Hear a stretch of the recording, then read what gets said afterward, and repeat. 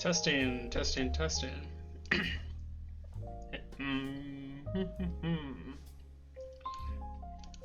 Am I too loud? Am I just about right? Cell, how are you?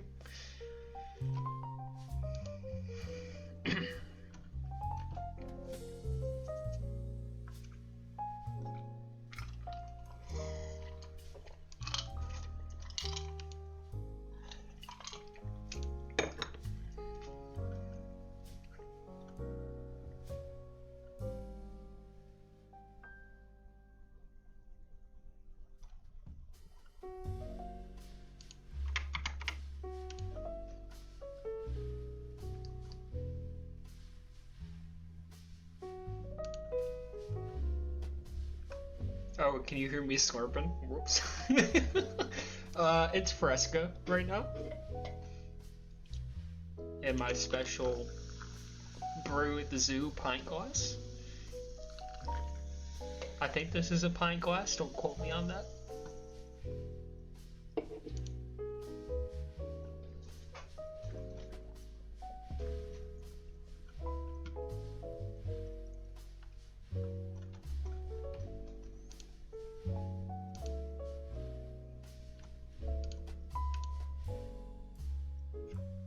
Oh, thank God, I was worried. Because I was slurping a little. Oh, God. I need to tell Kelvin to come back. He was in BC for a little while. Oh, but we got a couple minutes. I was just so anxious to get started.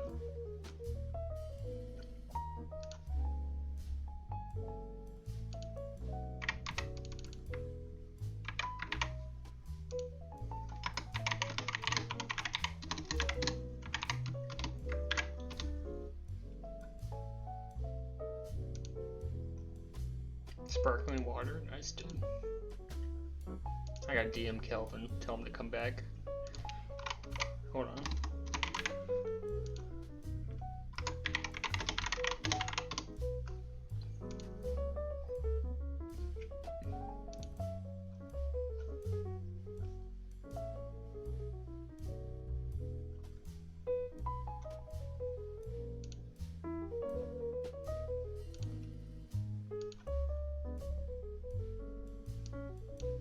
Is the music at a reasonable volume? I hope so.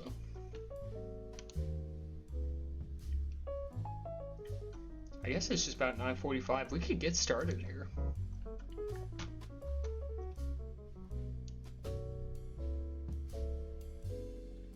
Let me take the starting soon off. Let me turn myself on. Look at that, dude. We're back. Back at it.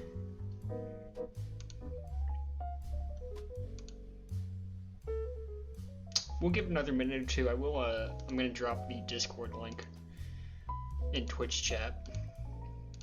I guess I'll do that right now, and then do it later. If you're not familiar, you can join that Discord.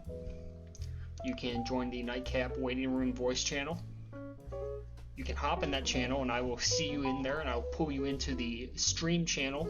We can share a take, really about anything. I think anything's up for grabs at this point. Reminder, this is only fun if people call.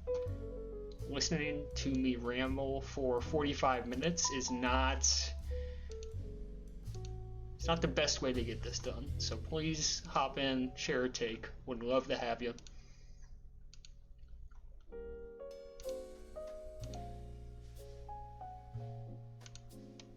Looks like we don't have anyone immediately jumping in. So I guess we can get started. I think we have to start with the booper that we watched last night. I'll admit to you, I have not watched a ton of Novice this season. I've been keeping up with the drama for sure. So a really hype matchup coming into the Nooper yesterday, or the booper, I guess, whichever you prefer. And a really exciting series, 7 games. Mike Hotz came back from a 3-1 deficit to bring it to 7. And then a relatively evenly contested game 7. I think it was 3-1 the final. wild momentum swings either way. I remember OD Gambit, crushed him on Willow, crushed him pretty good, I think, on the second map, and then Mike Hot started returning the favor. They were winning by a couple caps, just like huge swings back and forth, and culminated in a pretty competitive Game 7. You can't ask for much better than that. So that was a really awesome series. You saw the post-game meltdown from really, I guess, mostly just Robiny and Bambi, which was unfortunate. I think they did, drama aside, they did such a good job this season of kind of defying expectations about what their team dynamic was going to be. I think the popular community take at the preseason after the draft was that Microphone Hots would either be really good or they would just implode by week 2 because of all the personalities on the team. And I think you really have to credit Mike Hots. They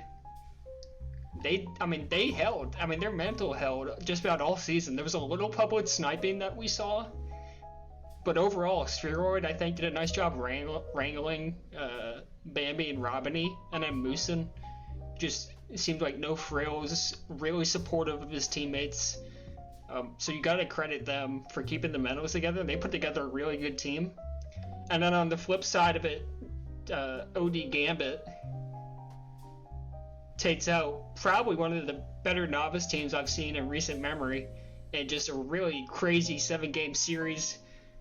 Face was incredible, I thought. Really everyone on the team was. DYD, Morpheus, and their fourth is escaping me right now. But man, just a really excellent series. The storyline was incredible. Yeah, no, I would agree with that. So, and I'll admit, I didn't watch a ton of Novice this season, but watching it real time, that's really how it felt, right? Like, it felt like those slower maps, and Audacity being Game 7 was such a huge boon for OD Gambit in that regard. Really felt like it helped OD Gambit's defense. I think you saw Morpheus in particular struggle once the map started to open up a little bit. So that was I would agree with that take.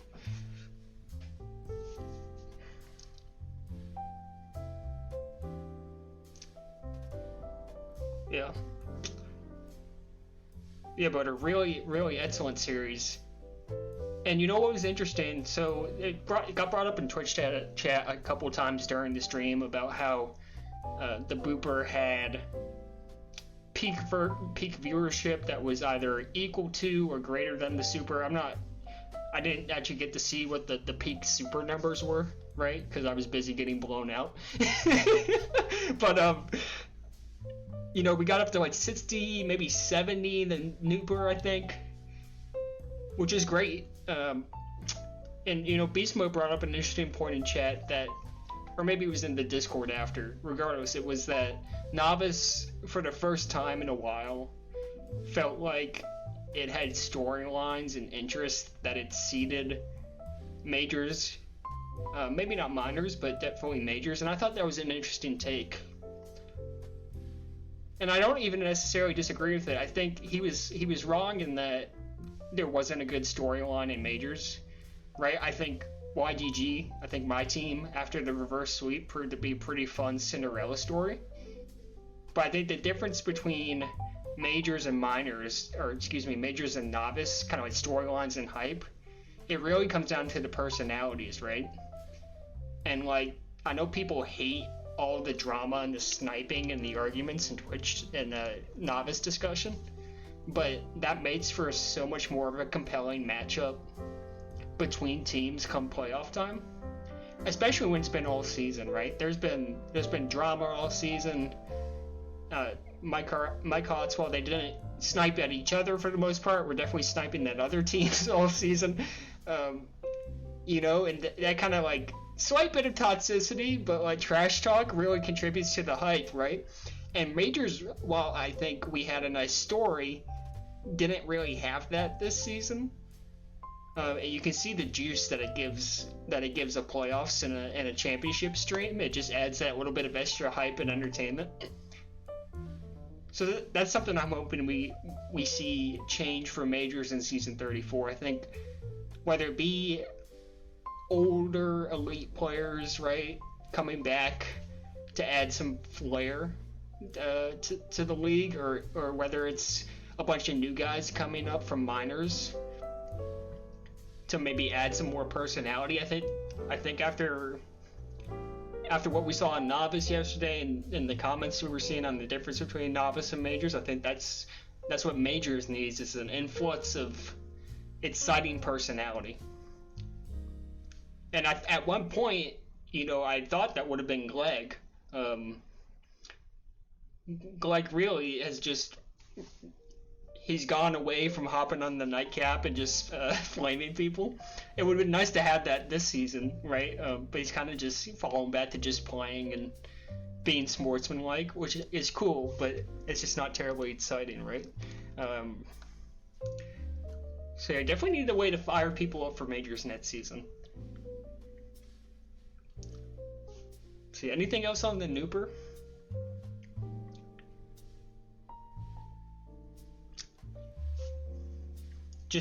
Two really good teams. 7-game series could have gone either way, so really, really exciting. Let me drop my Discord link one more time, real quick. Once again, you can hop in that Discord. If you have a take you want to share, whether it be on the Nooper yesterday, the Super from Monday, or the upcoming Mooper tonight, here in about 40 minutes, please join the Nightcap waiting room. We'll drag you in. You can share your take live on air. And let's talk about our first of the night. No swag. Hey, what's up, dude? You with me? I should be. Wait, am I? I got you now. Oh, I have pushed the talk off. Okay, good. What's going on? How are you? I'm well. Yourself? Doing well. Congrats on the finals appearance. I appreciate that. What do you have to share here? What's the take? I have a proposal for how MLTP should be next season. Think about what you don't like in League Tag Pro right now. What I don't like? Yeah. I don't know. I guess for me, it's season length is probably my biggest dislike. Okay. What would you say is? I guess what's your proposal? What do you think needs to be changed? I will send it to you. It's a 4-page document. Okay. I'll try to pull it up here. That'd be perfect. All right. I think some of the worst parts of LTP are clearly your teammates. Always. Interesting. Okay. No, I'm joking. Joking on that, but, it just goes along with what I'm saying. We should do, which would be really interesting. So I always thought that the way that they do drafting is so prone to like people being able to scam it and it feeling almost like, if you're trying to grind out of novice or something like that, then it can be pretty tough. So instead of doing a draft at the beginning of the season, I think it would be super interesting if we did some sort of like calibration groups. So break people out into groups of 8 and then play with different teams within those groups for each week. And then based on the number of like games you win, or maybe like captive or something like that, then sort of like have a big ranking board, like the big board of individual players off of this like calibration.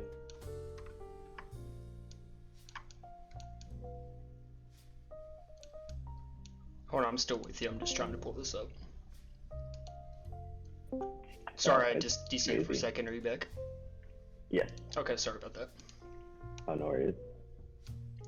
What did you catch? I caught a preseason calibration. Did I understand that correctly? Yes. Yeah, technically that would be the regular season in my concept, to keep the season shorter. Do like 3 to 5 weeks where you do kind of like play in different groups of people and then switch up the teams pretty much every game so that you can get like results that kind of end up ranking people at the end of it. So I would consider this, so I guess for the viewers, kind of similar to like a TP Masters tournament, just your teammates are changing every week, is that right? Yes. Got it. Yeah.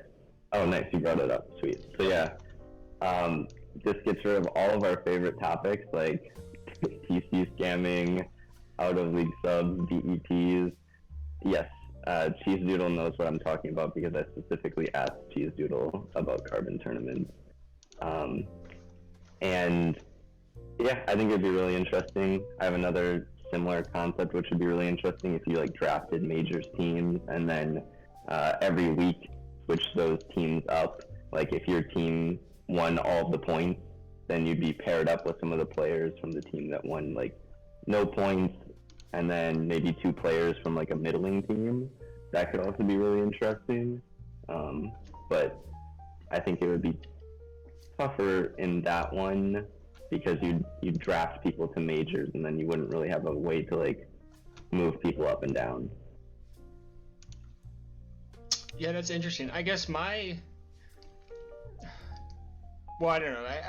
It's hard. I would have to give it more thought than what I'm giving it now. But just like my knee-jerk gut reaction is, if it's essentially, I mean, it is essentially a tournament, yes.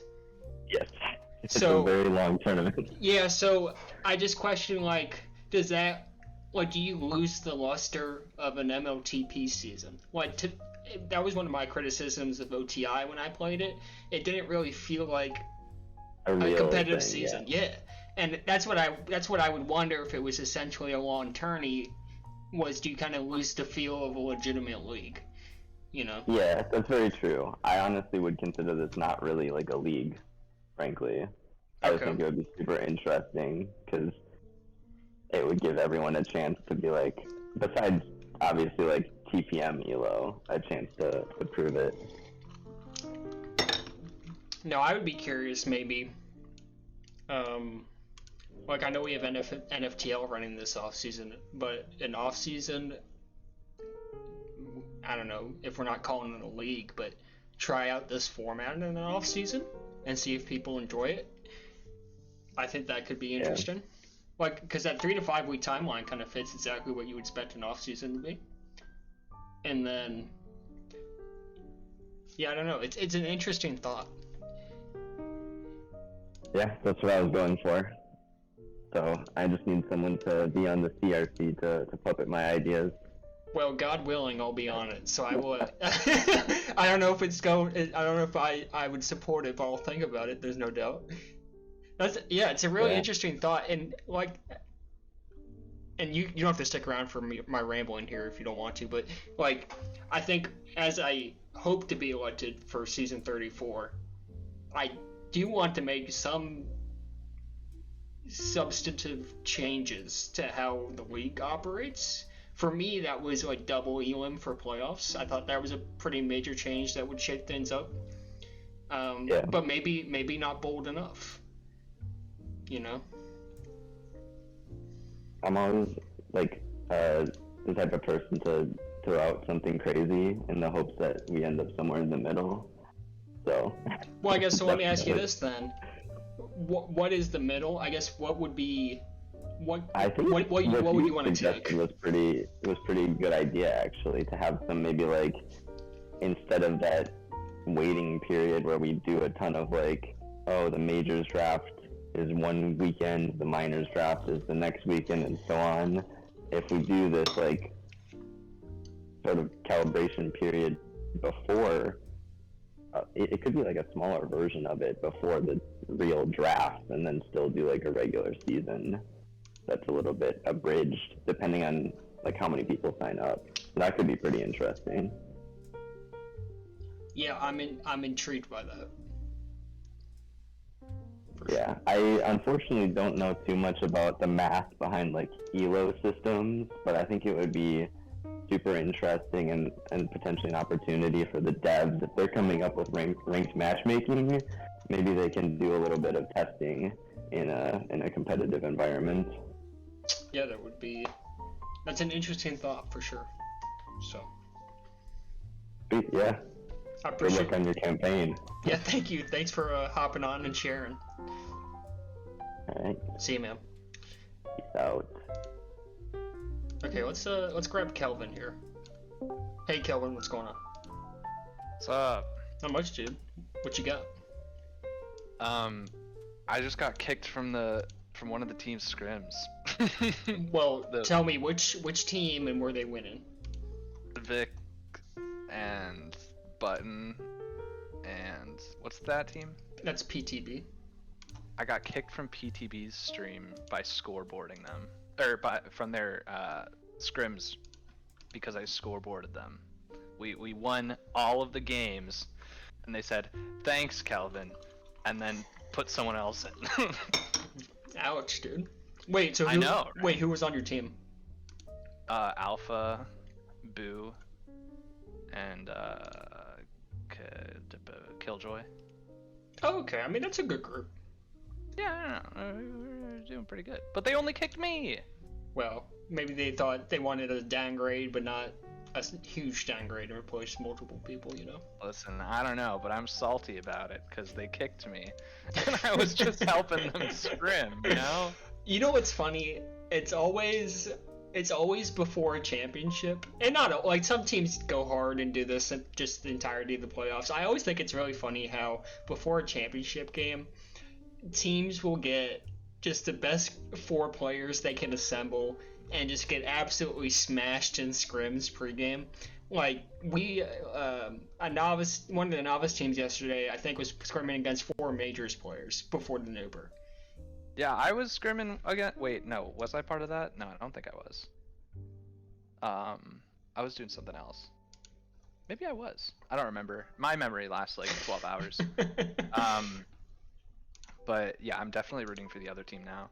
I thought I was helping them by playing hard, you know, by like sort of tripping them up, sort of getting them ready, you know, make them mad a bit, you know, like, you know, let's crush some people who are, you know, worse than the people we're scrimming, right? That's I always subscribe to that strategy, and I mean when I won the Nooper with Flaccid, well, Flaccid was my captain, he wasn't on the team. We would play against Homie, ASAP, you know, and a bunch of like Alpha. We'd scrim against those guys, and we got destroyed like most of the time. But close to the end of the season, we actually like started to defend a bit, and like, you know, we were learning by osmosis, right? We were kind of adopting some of the strategies and some of the movement patterns, and you know, it really helped us, and we cleared the league, right? Because we were the only novice team doing that. And I think, you know, if your team can't handle the morale hit or like the ego hit, like, wow, there are players that are way better than us, then it's not a good thing. But we were having a blast getting destroyed, because every time we'd get a cap, it would be like, holy crap, you know, we're insane, we're gods amongst men, right? You know, yeah, for so, sure. You know, I thought I was doing them a favor by, you know, settling some stuff on the tiles there, but I guess not. I guess not. Anyway, who are they playing? Holdineye? Yeah, they're playing Holdineye, so I guess you're picking Holdineye to win? Oh, hell yeah. I mean, it's part of the Holdineye, you know, brotherhood, right? Flaccid's team again. I wanna Mooper with him. Also, he gifted 5 subs. Oh, I know, what a guy. Flaccid, thank you for that. He's repaying. He's paying it forward. Spam I your gifted subs to him yesterday. Yeah, spam your chat anchors in chat. Oh, I didn't get one. I will hate to see it. Yeah. Well, so While I got you here, unless you have more minor states, Oh no. since I kind of want to cover the gamut here, I guess, did you watch the Super?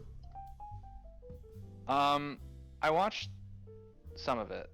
Okay, well, Honestly, like I said, 12-hour memory. I don't really remember how much I watched. Well, then let me zero in on your season then. LBT, I thought, was one of the better teams coming into the season. Why didn't it work? I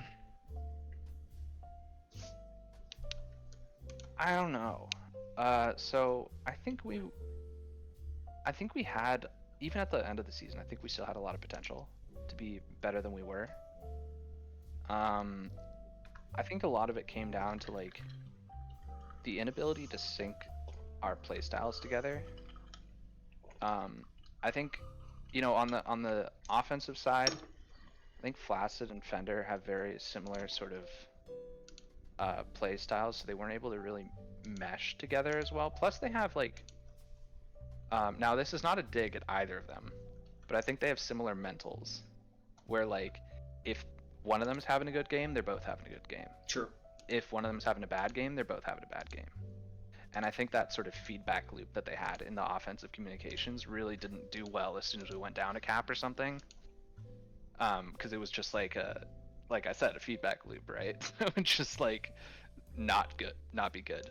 And on the defensive side, I can really only, speak for myself here. I feel like we didn't really mesh as well as we could have. The previous season in majors I played, I was playing with ASAP as my D partner, right? I learned a lot from him, but also like he cleaned up a lot of my mistakes. Yep. Playing with Dalek, I think anyone would agree that Dalek is not ASAP. I would agree, yeah. And I think for a good portion of the season, I just wasn't really ready to be kind of a lead offender. I was kind of the guy sort of cleaning up a little bit with ASAP, like just sort of going for the crazy shit while he would sort of be the man in the room, right? Yep. And I had to completely change up the way I thought about defense, and not really expect my partner to just clean up after me. So I think I got better, but yeah, I think when I played you guys, and I don't want to be toxic, but I think Deku kind of was, I don't know, it was a tough fourth ball for you guys. I think he made it hard on you. And then you can speak to the mentals better than I can. I'm sure that was a factor, but I don't know, it just felt like you were maybe one player short of like having a decent team. I think that's possible. Earlier on in the season, I got a little bit frustrated with Dalek, and I tried not to show him too much of that because I don't want to be toxic with my partner. But then I went on and I vented to a couple friends, and they're like, dude, you're like also not playing well, so sure. Shut it. Yeah. And I kind of realized like, yeah, I can't like put the blame like that on my D partner when I'm not playing up to my abilities as well. I could be doing more. Yeah, for sure. And so from then on, I tried to focus on myself and like what I could be doing better, instead of just like attributing my mistakes to someone else. Makes sense. I don't know. It was kind of a learning season for me. I don't think it was a total loss. Obviously we didn't make the playoffs or anything, so it wasn't great. My second season in majors and I still haven't made playoffs. But I feel like at least on a personal level, I guess this isn't a personal level, but like on a me level, I feel like I'm at least somewhat proven in like major circles, and I'll stick around this time as opposed to going back to minors. I don't really know. That's all in other people's heads, but I feel like I'm better than ever before. So yeah. Yeah, I would agree with that. So season 34 sign up is what I'm hearing. Hell yeah, I'm gonna sign up forever. Let's go, dude. I'm linked to this game. Okay, well I've got Yelpa down there, so if you don't want mine, let me bring him on, and I appreciate you stopping by. Thanks so much. See you, man. Bye. Hey, Yelp, are you with us? I hope so. Otherwise, I kick Kelvin for nothing. There he is. What's going on, dude? Hi. I just got here, and I had no idea what's going on. And yeah. Oh, have you played Flipside by Flopside yet? I've played it several times. Honestly, just such a big fan of just like shaking it up. Okay. So I'll tell you what the MTC is thinking at this moment. We're thinking too many people hate it. We gotta remove it. But we think it's got potential in some sort of mode where you talk to each other. You have comms, maybe like competitive, maybe like EM, maybe like something that might be in the works that would supersede TPM and make it irrelevant and just remove all the egg ball people from Cheese Doodle's mind. Well, the good egg ball people can stay, but you know. That's a good tease. The toxic throwing slurs every 3 seconds egg ballers, you know. Yes, we gotta work on those people. Tranquilo, por favor. Okay? Yeah. So, you know, Flipside and Flopside disappearing. Hope you enjoyed the map. Hope you enjoyed the weirdness. More of that on the way. I would love to see it as a home map. Yeah, someone put that in as a home map. I'd love to see it. I would not love to stream it because I don't stream anymore. But, that's a different thing. How would you? Oh, that's an interesting question. I haven't seen the full map image. How is it like super far apart? How would you stream that? You would need to go in on the player level. You need to follow the players like one by one. Could you not do separate windows, like 2 windows for each side of the map? You could do 2 windows. In one window, when I was testing it out, it's a little vertically expansive, so it doesn't really look good. That's fascinating. View. But maybe 2 views. Yeah, you got a point there. That's interesting. A whole bunch of things. There's some innovation to occur there. Some beautiful chaos in the works, maybe. Very cool. Did you have? I appreciate the tease. One, did you have a take you wanted to share? I'm gonna need you to take over as the lead streamer next season. I can give you all 300 scripts if you want. And I'm sure I'll be around. I'll still be around to help out any new streamers. Steve, you still owe me a DM. Steve, if you're watching this, you owe me a DM for 2 months ago. Yeah, any new streamers still want to reach out and get help, do that to me. I might play if I'm drafted. I doubt I'm getting drafted, but yeah, you're gonna need to take over. I will do what I can. I'm coaching this fall, so I'm volunteering you. I'll see what I can do. All right. So, yeah. Well, I'm gonna drag Timmy on. I guess you're welcome to stick around for Timmy if you'd like. I haven't seen Timmy in a while. Yeah. Hey, Timmy. Hey, balls. What's up? What's going on, man? Nothing much. How's everybody? Doing well. I am living the dream. So I wanted to have you on to talk about the Cappies yesterday. Yeah. And how you thought it went, and then noticed some discussion around you this morning in Novice discussion. Maybe get your thoughts on that as well, if you don't mind. Okay. Yeah. The Cappies. I think it went well this year, especially with public voting last year. I mean, not last year, last season. I had just my committee of people from my different leagues vote on everything for me and do nominations. So I think having public nominations and public voting this season had a lot more player input, and it made it funnier for everybody involved. Any additional changes after seeing this season roll out that you would make for subsequent seasons? I know a lot of people are tired of me asking for permission to grant their nominations, so do you accept, do you deny your nomination? I know people are tired of me doing that. I just do it for the sake of everybody's mentality going into it. Oh, I thought we were about the Timmy Toxic era. Yeah. Like last season we had an award for most likely to piss off Robiny, And then going into this season, Romney was under the impression that people were actively working to win that Cappy, even though nobody knew the Cappies was coming back. So just changing things like that. I don't know if I will continue asking if people want to accept their nominations or not. It's a lot of extra work, considering it's just me that does that part of it. But I mean, I think other than that, I like how it is. Maybe asking people what kind of categories they'd be interested in seeing. Everybody seemed to like what we had this season, so. Well, you got a comment in chat here asking for more superlatives. Here's the thing with superlatives, I was literally reaching out of my ass to get those. If you couldn't tell, I mean, I had P-Dub really wanted one for himself for like an intoxicated / drinking stream, so I had to pick something that I could phrase it and make it seem funny for the Cappies. But like other ones just come so naturally to me. Like the ASAP one, most likely to get scammed by Nigerian Prince. You can't beat that. That just is like right there in front of you for the grab. Yeah, for sure.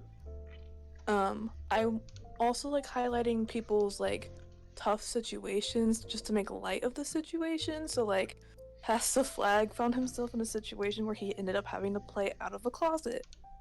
I didn't want to necessarily make it a gay joke, but playing in the closet is pretty fucking funny. Yep. So just tiptoeing around that kind of stuff too, but I think that was a good superlative. But yeah, I just need people to bring more drama that's not just bitching and moaning. Drama that's not bitching and moaning, you say? That would be a novel thing. Well, it's a good segue into that from this morning. You got dragged into the Robin et al., I guess, snapping back and forth. I know there's discussion about, I'll try to summarize real quickly. He's frustrated about having to play with players that he considers not very good, and for many years even, the whole point of Novice was for players who were inexperienced or bad to play and have a good time and maybe learn the game a little bit. And to me, that's still like the primary focus of Novice. I guess my question to you would be, do you still feel like that's the environment that it is, or no? So I guess I should preface it by saying I started playing Tag Pro in September of last year, so I've been playing for less than a year. The competitive season for 31 started 2 weeks into me playing Tag Pro, and Char and Cheese Doodle both brought me into it. So I was 2 weeks old playing competitive Tag Pro. I've had a blast every single season that I've played. My teams have seemed to enjoy me. I play for fun, and like I'm not necessarily looking to become like 1000% like a great Tag Pro player. I don't expect to ever get to like a majors level, but I've definitely improved my past 3 seasons that I've played. Now that's a slow growth. Like you can only go from like completely shit to like kind of bad or really bad, and have it look like growth. But I think for me, it's a good place for growing. I know like people like Trapson. He was in Novice for a little while, and then this season he's in Minors, and he's absolutely dominating. So, or he was dominating. I don't know if he's still in. So I think that's like a good example of it being a place for that. But there's also people that aren't necessarily growing and they've settled into where they are, and that's fine. But I mean, for people like me that are growing, there's just kind of a standard for where people should be performing, and I'm not necessarily there because of the people that are performing at a mediocre level or medium level. Yeah, and I don't know, this probably really isn't even a question for you, but that's kind of where I struggle with it. Is, to your point, there are people who have been playing for a while that have achieved a certain level who aren't going to get any better. They're content with where they're at, and it's at such a level to where it's maybe I don't know what the word is, but like prohibitive to people who are trying to get better who aren't as good as them. And I'm not really sure how you solve that, considering we want everyone to be able to play, and there's only so many leads you can create for people. Um, yeah, I don't know. It's an interesting problem, and it's really only Novice that has to deal with it, right? Because they're the bottom of the barrel. Um, yeah, I don't know. Just That kind of and rambling. like, there's just no incentive to like show up and perform for some people. Our regular league, like your performance in that doesn't affect your placement in playoffs. You get in regardless of where you're standing. Mm-hmm. Um, so I mean, we had a huge attendance problem this season. I had a sub 2 or 3 nights this season, which is a whole separate issue in itself of people not necessarily wanting bottom tier subs like myself. But um, I don't, yeah, like you said, I don't know what there is like a way to solve it. I mean, I know you guys used to have like a B League kind of thing. That would be ideal for somebody like me in Charlotte. Yeah, but Um, I think even back then, and I know Sin just brought it up, and he did want me to shout out that he supports you, by the way. Um, but he brought it up. We had B Team X amount of years ago, and we kind of ran into the same problem. And you brought up Trapson already. Trapson played B Team. Yeah. Gosh, I don't know, Yelpa. He wants to play B Team for for like 3 or 4 years, dude. Right? Like a perennial B team. It seemed like a guy that every season was somebody who you want to say as a streamer, oh, this guy's getting a flyer to go up to A team this season. This is a great fourth ball choice for quality. And then he played pretty much B team for the most part between season 13 and season 27. Mm-hmm. That's like 11, 12 consecutive seasons of being this B team sleeper ready to go up. It just needed someone to take a chance on him, really. And that chance really only came this past season. Yeah, so even back then, it was like you had these players that were kind of stuck, and I think ultimately it just comes back to we just don't have the new players coming in to really form a separate developmental league that's not also filled with people who shouldn't really be there. I guess that's more of just a player count problem than anything else, you know. Specifically, those incoming new players. Your Timmy some. I gotta find a new word for this. Your Jenny some puff. That sounds worse. I am a Timmy Stumball. It's Yeah. the epitome of my name, yeah. so you can continue to use it. But yeah, like a healthy lower league has, say, 32 Edgar Perez's. These super rookies Yep, that 100%. come in, are just starting to learn the game. Hi, Edgar, by the way. I see you in chat.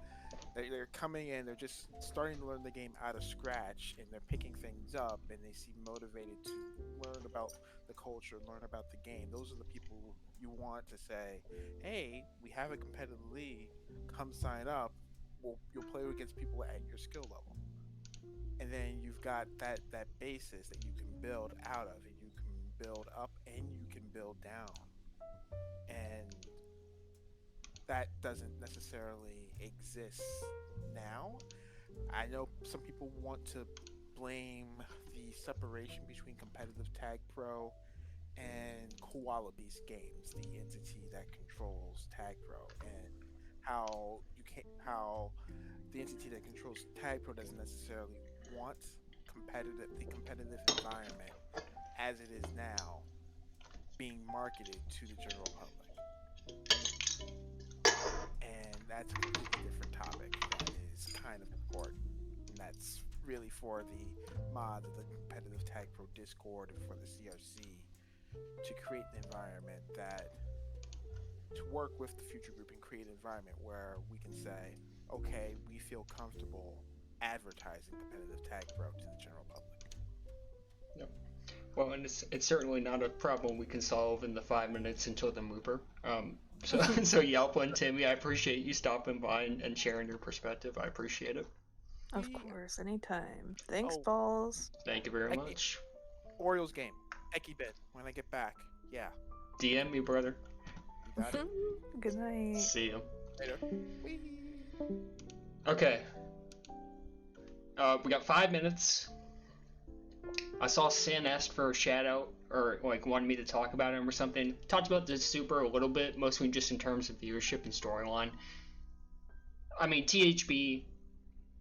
I mean, just clearly the better team. I don't feel bad for saying that.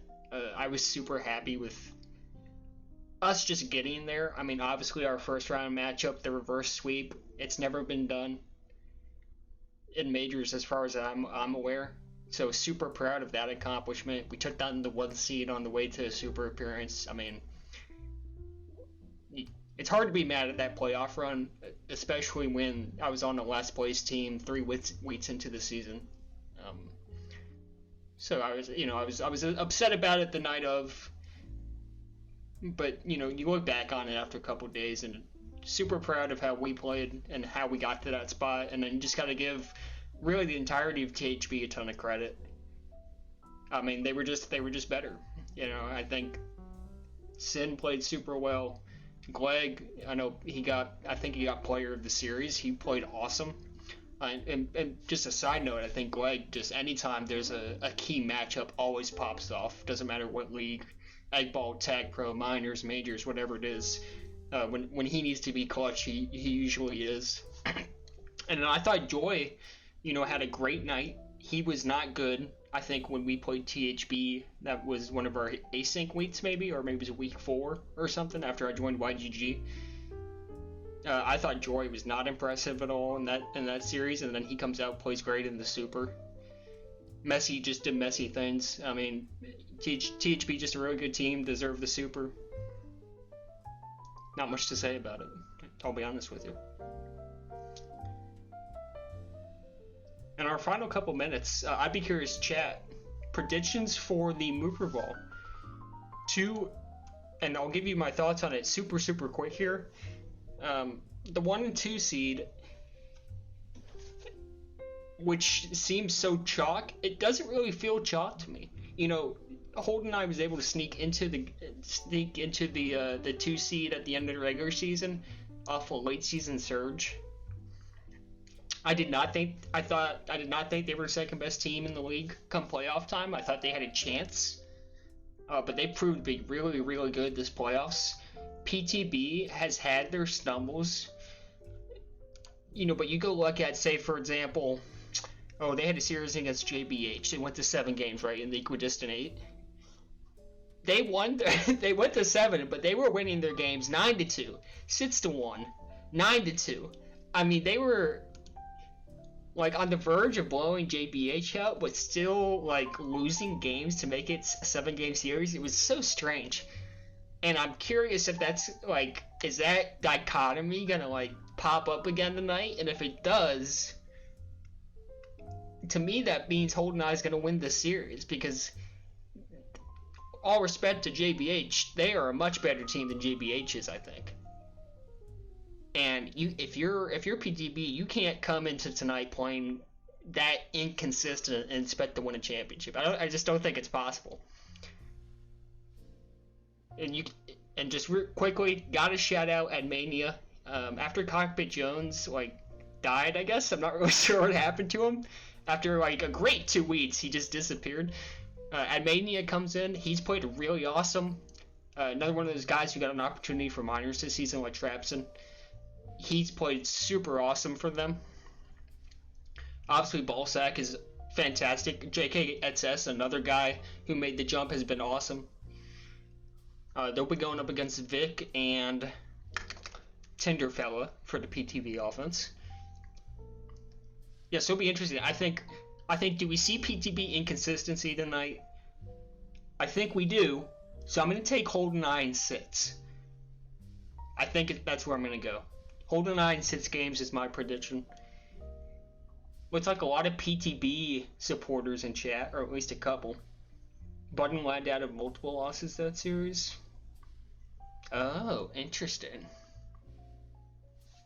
Interesting. That may change things. But I've already made the prediction, so you know what? Screw it. Holdineye in 6.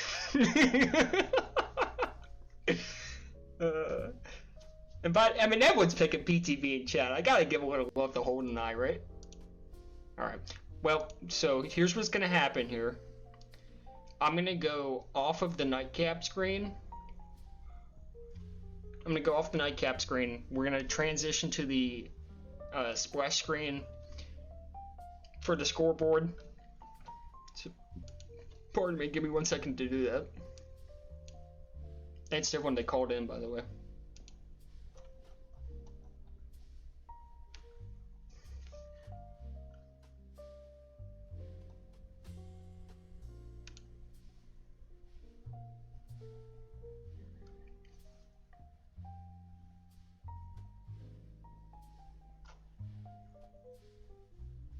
We are going to take a second. I just got the group link. So I'm going to delay joining it for 1 second to show you a promo for Egg Ball League that I thought was funny. So give me 1 second to pull that up. 1 second.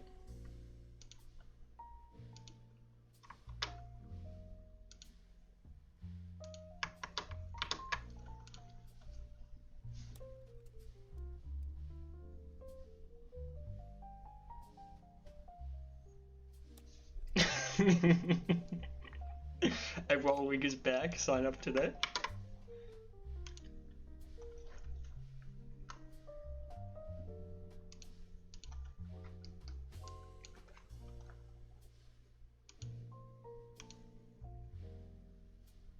And it looks like we're gonna have time for some awards too.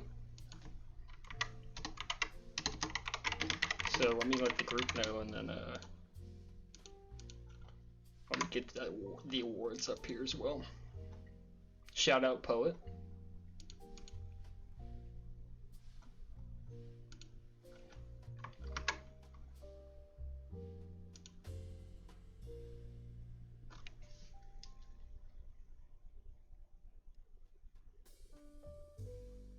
Let me get my stream manager open.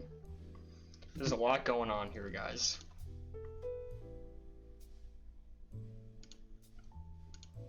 Alright, let's go to the awards.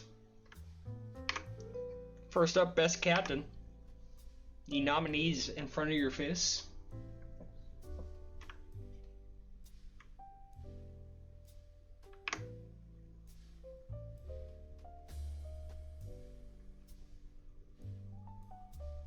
Best Captain in third place. Or tied for second, it appears. Myself. You love to see that. Water Wheel. And then FT and ASAP coming in first. Holdineye represented here tonight. PTB the other team, so Mooper team is well represented. Moving on to well-rounded. Nominees up on the screen for you. In third place, Button.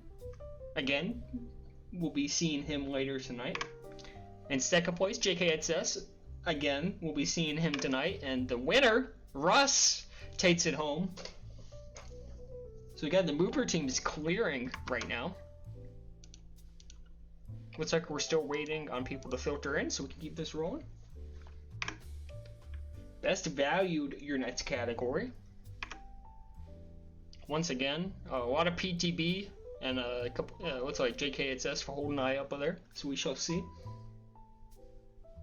In third place for best value ball, Trapson, 19.11% of the vote. Talked about him during the Nightcap. Got his first jump to minors this season. Played excellently. In second place, JKXS, another novice ball making the jump. And coming in first place, Tinder Fella. So once again, these Mooper teams are just cleaning out the awards.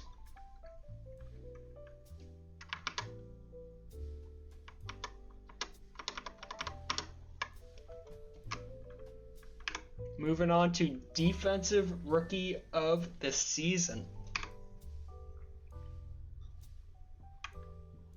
A lot of good options up there. I have a feeling I know who it's going to be, but without further ado, third place, DROS, Trapson. Coming in the second JKSS, which means your first place defensive rookie of the season is Freak. The Elf D pair well represented.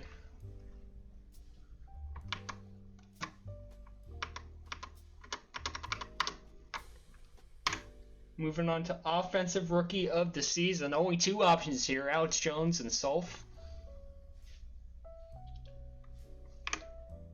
Your second place finisher, Sulf, which means your first place offensive rookie of the season, Alex Jones, and what a season from him.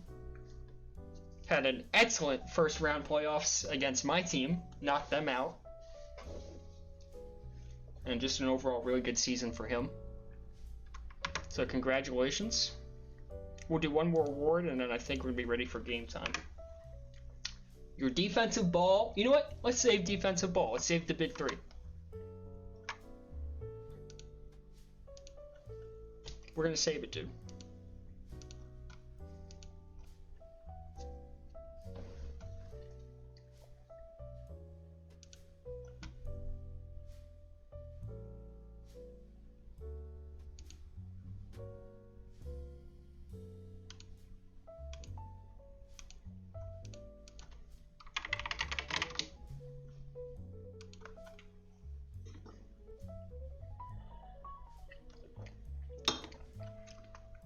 I hope you all are happy. Hold on, I gotta post an MLTP content. Hold on.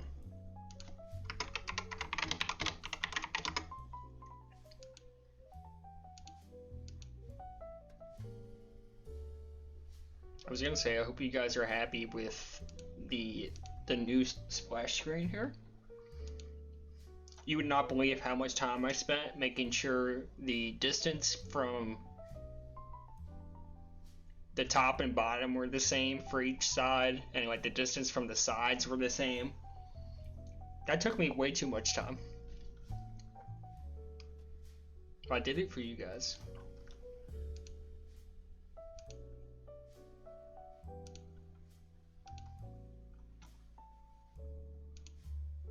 I'll admit, I don't hold a candle to what Flaccid was able to do yesterday. Even Jarvis, by the way, I didn't get to talk about it during the Nightcap. Jarvis had an excellent stream. I loved the presentation of the interview questions, and I thought he put a lot of effort into it. But yeah, two great streams so far. So hopefully our series will live up to those previous two. Why does it say season 34? Where?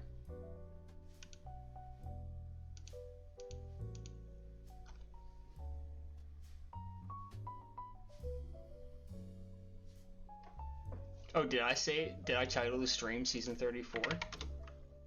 I sure did. Hey, you didn't see anything. Joke's on you. I'm gonna change it right now. What are you gonna do about it?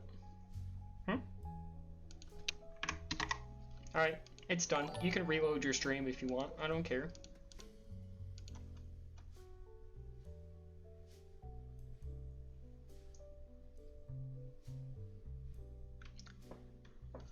Someone just did something. Who just did something? Oh, thank you for the follow. I think that's Face, right?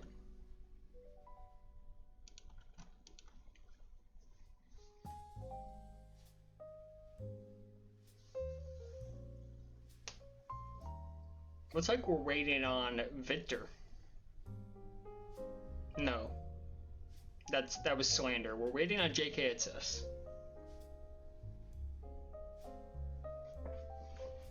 So I apologize.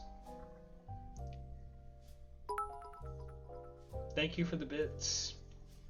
Homie, I think that was.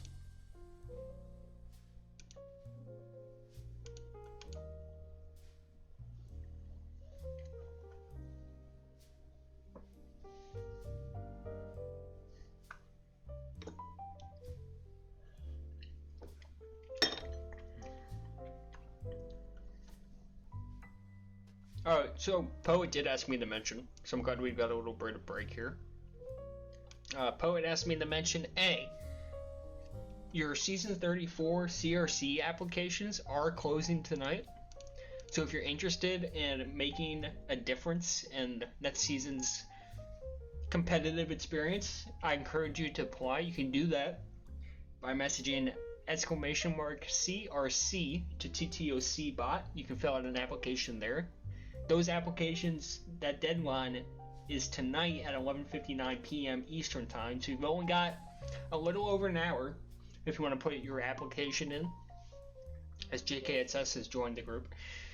He also wanted me to mention that NFTL signups are open. You can find that sign-up link in the MLTP content channel, or no, pardon. I believe that's an MLTP announcements. You can dig through there and find the signups for NFTL. I played NFTL one time, maybe twice. Enjoyed the experience. Neutral flag, not really my cup of tea, but I encourage you to check it out if that's something you're interested in. It's a fun little off-season league. Looks like both sides are ready, and we're gonna get underway. We're already trying to preemptively enforce the in-between game breaks, so that'll be good. And off we go. A little bit late at the start, but so be it. Looks like we are good on where the scoreboard is. Fantastic. Now here we go, game one underway. Muperball.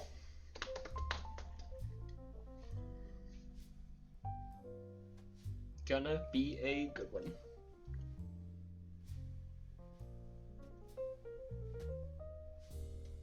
That Mania gets that first grab, really nothing going. Both teams just feeling each other out right now, seeing what they can get away with. So far the answer is not much. Curious to see. So it's been like a couple. Here comes Vic now. What a boost from JKSS. Tinder grabs, but wait, no, somehow it's past ball sack. Does finally get tracked down. I did not see how. I guess that was Vit that died. Not see how Vit died. But it was a reset secured for Holdineye, and they will continue holding it. Imagine game sounds, dude. This power-up's coming up 2 tads. Holdineye gonna win both, but they're gonna give up the cap in the process. So now, can they get one back? That's the question. And that's definitely going to be the case. See if they can get one more. You would have liked to see Admania just stay on offense there. But they're going to get a chance to get another grab set up. Get at least one kill before JKS expires. But looks like it was pup for cap and then the counter cap. So really not much harm done to either side. I think maybe Holdineye could have played that to get a second cap with that second tag, but here comes Jur now. Trying to wrap it around, ends up bumping off. Now here comes Vic past a whole bunch. JK with the save, anti being played, not good enough as Ballsat trying to pick up the juice. It's going to be potentially a sweep. Yes, it is a sweep this time. PTB on the other end of it. So it's a juice and a tag combo. Very dangerous, and that will be the cap. Vic with the solo. Aided by that juice, and it very well could be another. Russ? Off Tinder fell. Oh, he can't cap it. Oh, had the tile straight in and just missed it.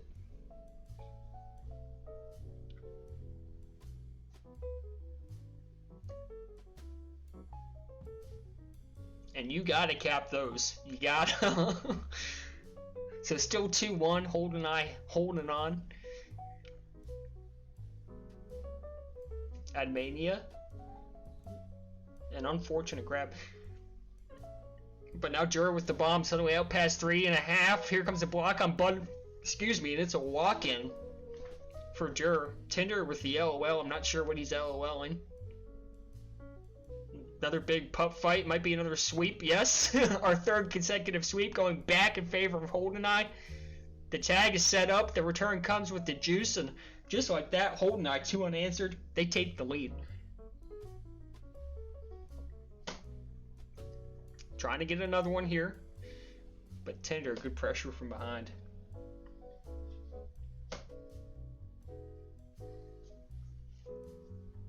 Bomb here for PTB, see if they can use it better than the Jura did.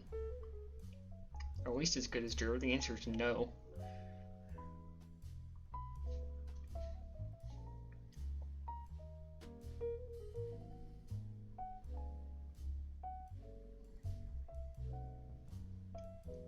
Another round of pups, and I'm telling you, 4 straight pup rounds with at least 1 tag. Very, very tag pro heavy, these pup rounds so far. Veteran trying to use that bomb, get position on JK, and he will. Secures that tag for himself. 53, 52 now. And it's another pup sweep, by the way. Russ picked up the rolling, so 4 pup sweeps, 4 pup rounds. Each team with 2. Just flipping back and forth on who's deciding to win these. Admania doing his best to stay alive, outlives the tag and the rolling. Well done to him. It will be Tender out right side now. Gets the handoff. The bomb not doing enough. Wraps it around the back and he'll bring it in. 3-3.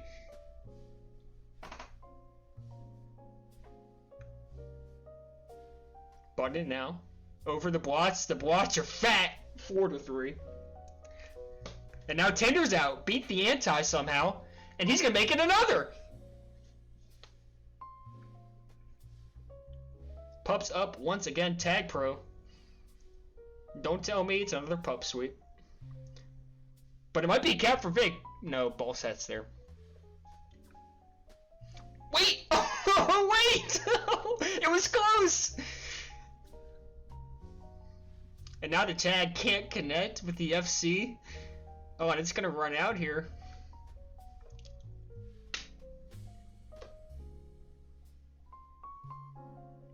So Holdineye not able to take advantage of the tag pro that time around.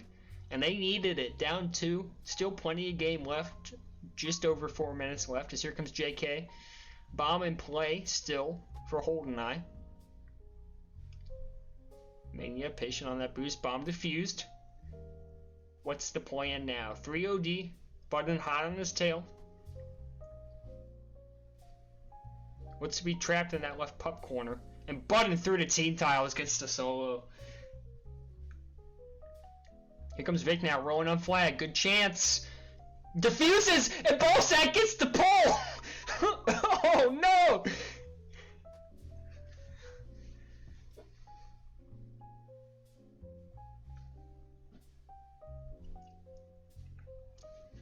I'm not sure if he got tapped there, or did he manny that?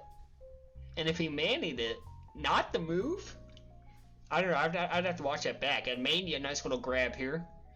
Tender's got one on the other side, though. It's BS in front. JK with the assist. And good chance for BS if he can get out. Not quite. So after a pretty frenetic first 5 minutes of this game, at least in caps we've settled down a little bit. Still plenty of decent chances, I think. It may be our first pup split of the night. Yes, it will be. Admania pins up the tag for Holdineye. Russ rolling diffused. He's going to try to take the grab. Not going to find anything, though. And here comes Admania trying to set this grab up. And there's just too many. Camp and boosting. Had to take him off the boost first, I think.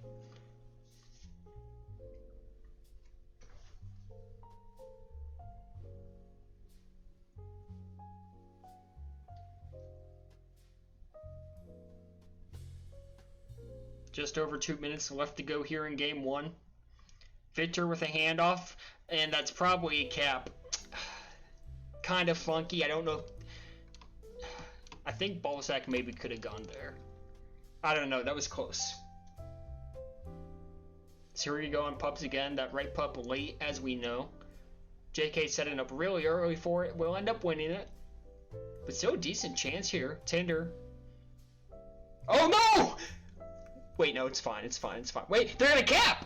No, they're not! Wait, and now the Juror's past 3! He's past 4! Oh, we're back to a 2-cap game. What chaos. Admania now will hand off. Boost not gonna spawn for him. Wait, he gets under! Almost. Almost. Wait, and here comes Juror. He's got a chance to boost it in. He's underneath. They get one grab. Can they get the second kill on Vic? Oh, it's not gonna come in time. And now suddenly Russ past 3. 1 minute left to go. Big tag pro on the right side. It's not till like 48, I think. Rolling on flag for Russ. No one helping Juror with that tag pro. Here comes BS now. It's a 2v2 for that Tad. Juror will win it. Tad spawn for Holdineye. 45 seconds left to go. Russ still undefused. Russ may be capping, and he will! And I think that's the dagger. 7-4.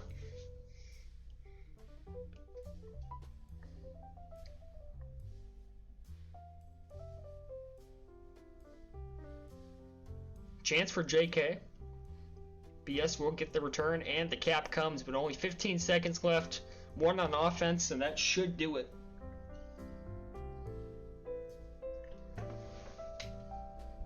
PTB gonna win a thrilling game 1. This will be 7-5, your final. Button, just a massive game return was. 19 of them.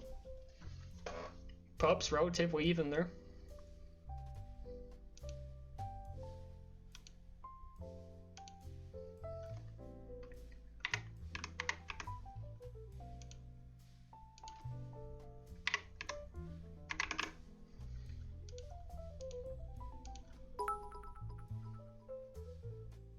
Thank you for the bits.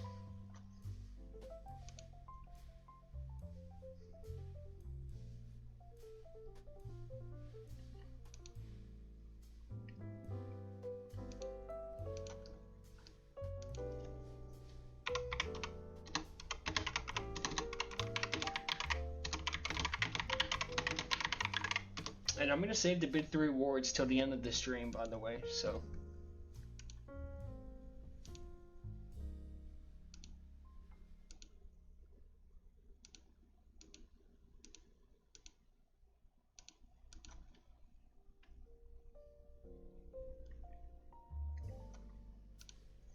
So moving on to Moonbase Game 2, that'll be interesting.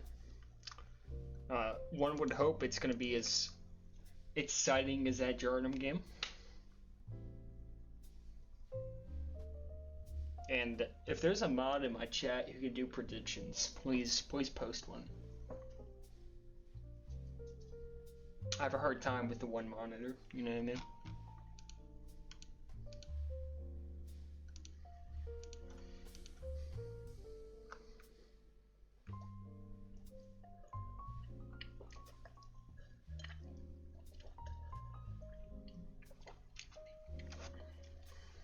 I think ASAP's been busy coaching right now.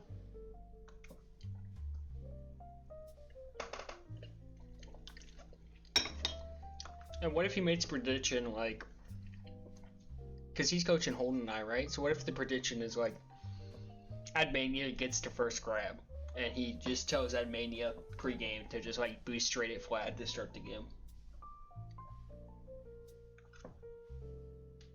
Kind of scammy, you think?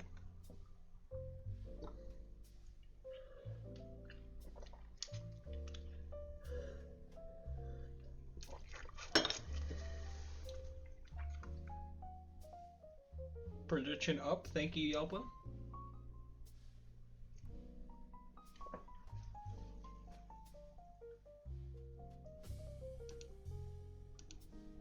Just waiting on Water Wheel to launch, and we have launched. Game 2. I've got to move the score, so bear with me.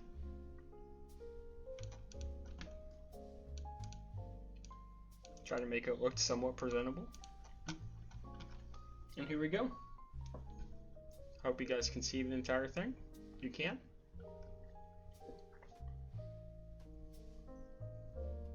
Tinder's gonna get first grab of the game. Look at the OD though, pretty solid.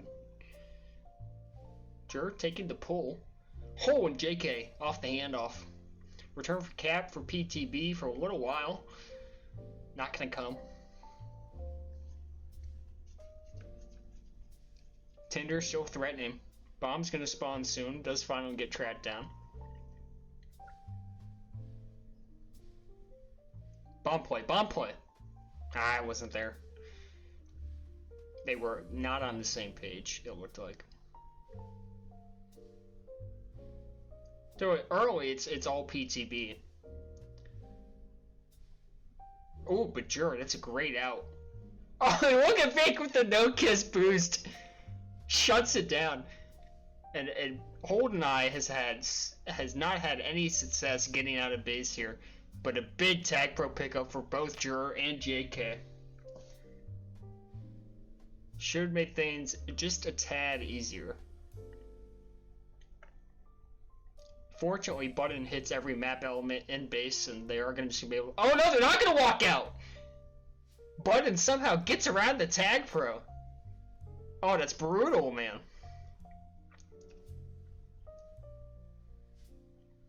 JK can't hit the boost like that, and ends up costing him the out. As here comes Vic now up top. JK winds up the boost. Vic with the hezzy. Can't quite finish the deal though. Buying just enough time. And now BS out past 3. At Mania can't shut Tinder down. Now here comes Tinder himself past 3. Both sides trading chances. Pup's coming up once again. And it's a it's a sweep for PTV this time. And it's I just don't understand it. Both teams are like incapable of winning one power up. It's both or nothing. Sure, some fancy footwork, but can't get by. Bomb spawning for PTB looks favorable. The blots are not horrible. Oh, and here it comes. Tinder will convert. Nice little push on their bit there. Yodi just not quite coordinated enough. Strung out just a little too far, and Tinder takes advantage. PTB on the board first.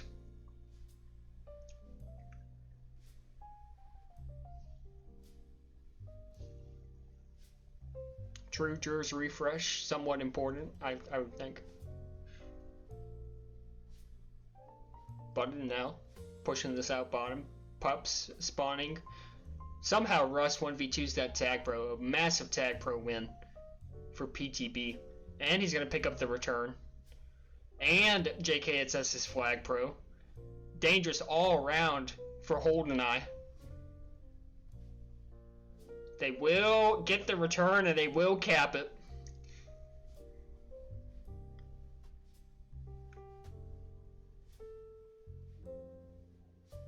Scoreboard's broken? Oh, it is broken, you're right. Alright, so I'll fix it next.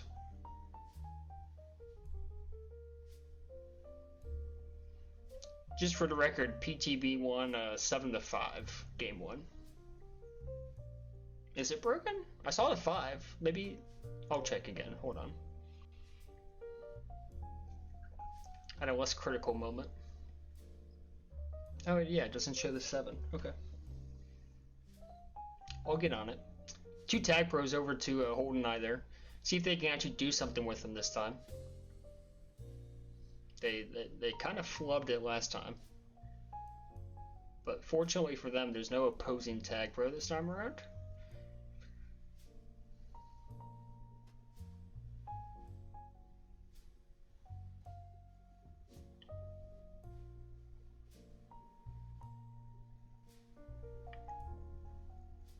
Fake lining up the boost here, wants it underneath, trying to roll it, can't get to the bomb in time. Tinder, oh, it's capable. They're building the wall, and he sealed it 3-0.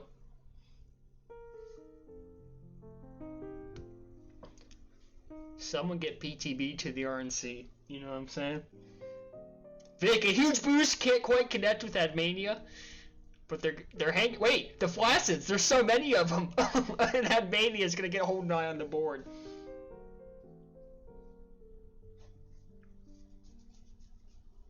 And another pup sweep in favor of Holdineye. It's craziness. Oh, JKSS, the snipe from downtown.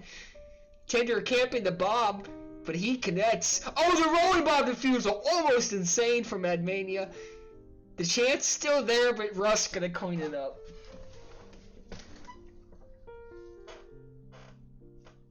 Insane sequence.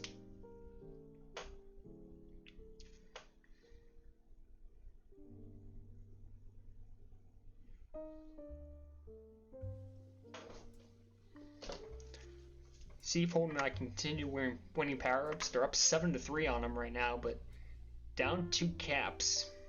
Got to start converting on them. They're going to start this fight for this bottom tag pro. Russ able to pick that one up, but he gets gated. A chance for Admania. Gets overneath Tinder. Over top. And now... Yes, the blots are not horrible. There's a tag here now, though.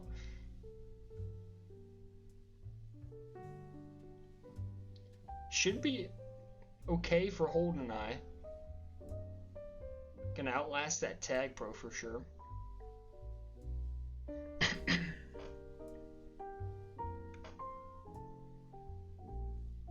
Jur continuing to hold. Does finally get returned. Now here's Vic off top. JK, it says, pushes out and gets the return.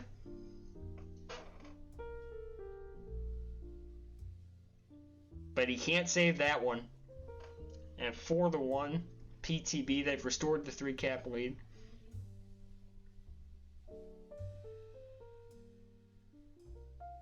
Power-ups once again. Admania gonna pick up the bottom juice. And Jur picking up the top. Button doing a nice job camping that top boost. He's gonna miss it though, and here comes Admania off the wall who cap it. Right idea from Button, just couldn't execute.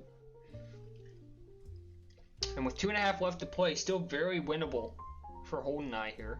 Trying to avoid going down 2-0 in the series. Button, what a boost.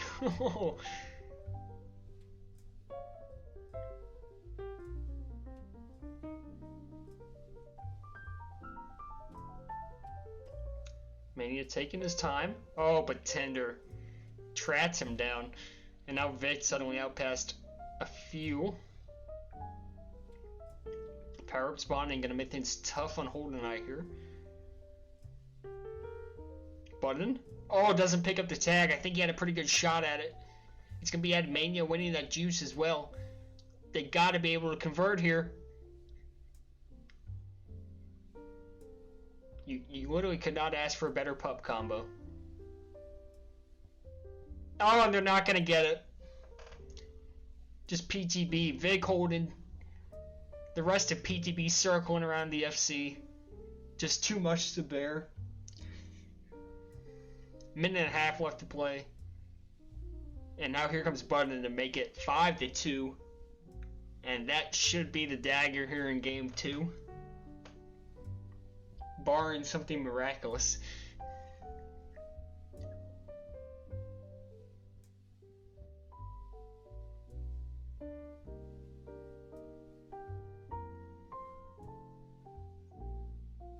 This would be a good start. Jur's gonna try to get by 2 here. But Russ smartly camping that bottom lane. Knew what Jur was trying to do.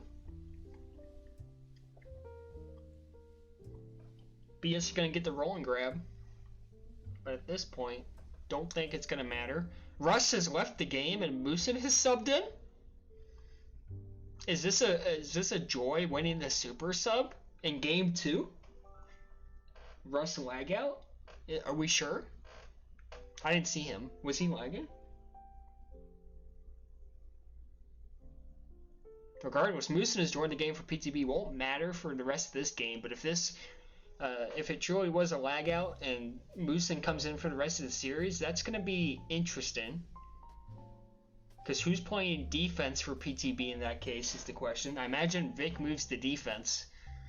So it's maybe some drama. And by the way, 14-1 on Pups in favor of Holdineye. They lost by 3 caps. You've got to be kidding.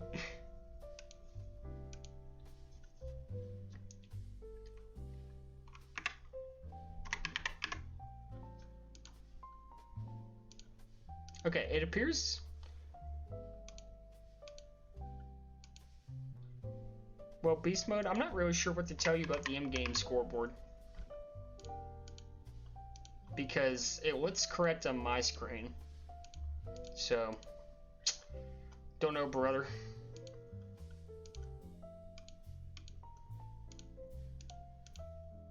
I hope that doesn't persist, but...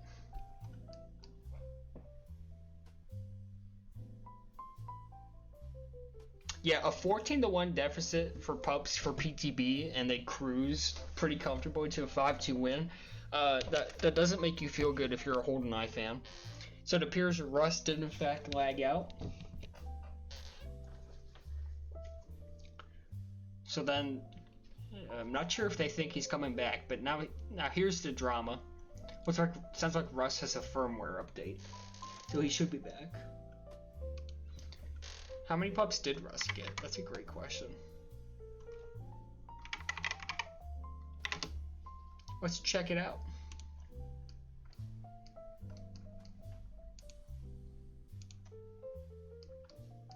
Looks like Russ got 3. No. Yes. Oh, it's 14-4, not 14-1. I'm sorry. I misread the scoreboard. But yeah, Russ got 3 of them. What a pup difference for the steal, though. Not as bad as 14-1, which I guess doesn't make sense now that I think about it, because it's an odd number. But 14-4. Oh, and they won. Holdineye won a ton of TADs there. I mean, it looks like the outer game scoreboard is functioning as intended. You want to see Russ on it, which is why I asked. I got you.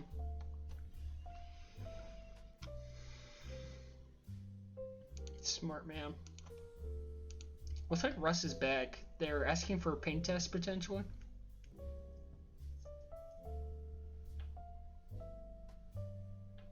So give it a second. We might be running a paint test here.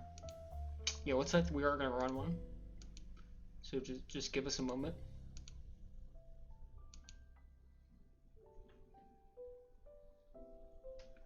Oh, Jer has left the groups just as they launched the paint test. So. Well, you know what? Let me see if the scoreboard's working. That's so funny. Game 2 is working, but Game 1 is not. That's so funny because it shows up on my screen. I wonder, does that work? Yeah, that works. Okay, I just typed it manually. Alright, that should work.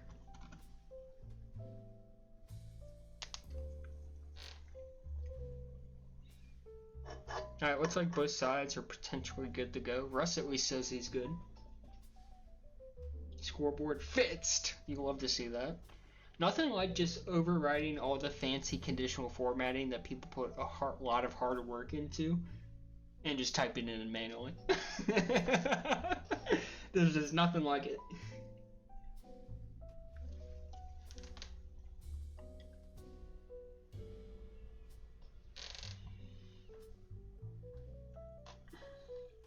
I would like to take this opportunity to say I appreciate all of you for tuning in tonight. I know it's late.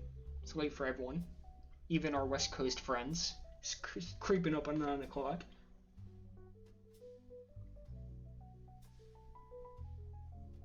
Yeah, this is your scoreboard, I assume. Number 1, what's fantastic? Flaccid shared it with me.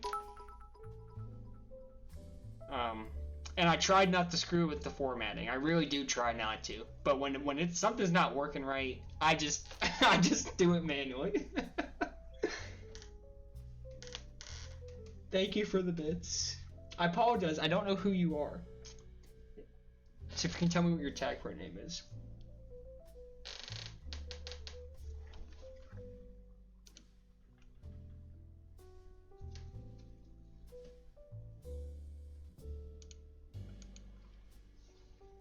Flaccid, I'm sorry to be ruining your evening. How, like, on a scale of 0 to, I don't know, I guess 0 to 10, how hammered are you right now? Robiny, don't hate the squeak. I'll keep squeaking. And eventually I'm gonna squeak so hard I'm just gonna fall over, which we don't want, but oh yeah.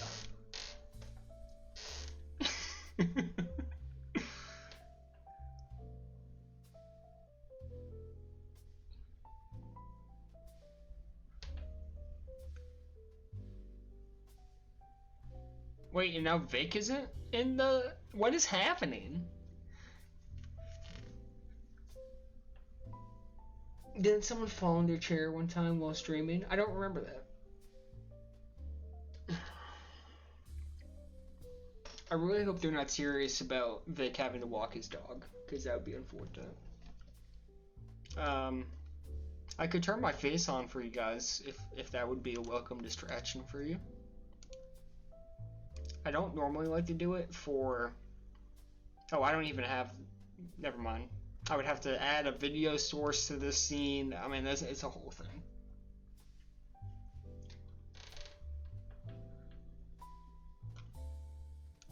Well, since I've got you here and we're waiting for... You want to do DBOS?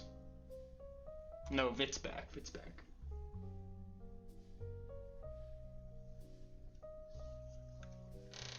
He's on the team.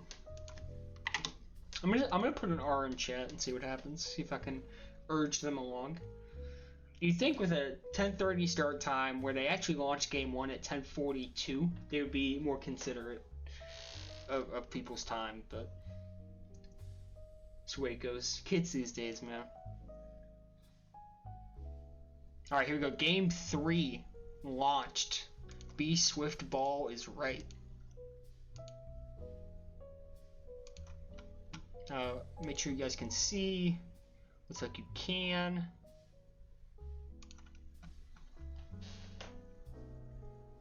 Here we go. I saw someone DM me. I will look at that after this game. Whoever you are. Tinder's potentially capping here. Yep, sure will. That was quick. Nice little bump to give his defense some help there. Another win for No Kiss. Of which there are many wins this season.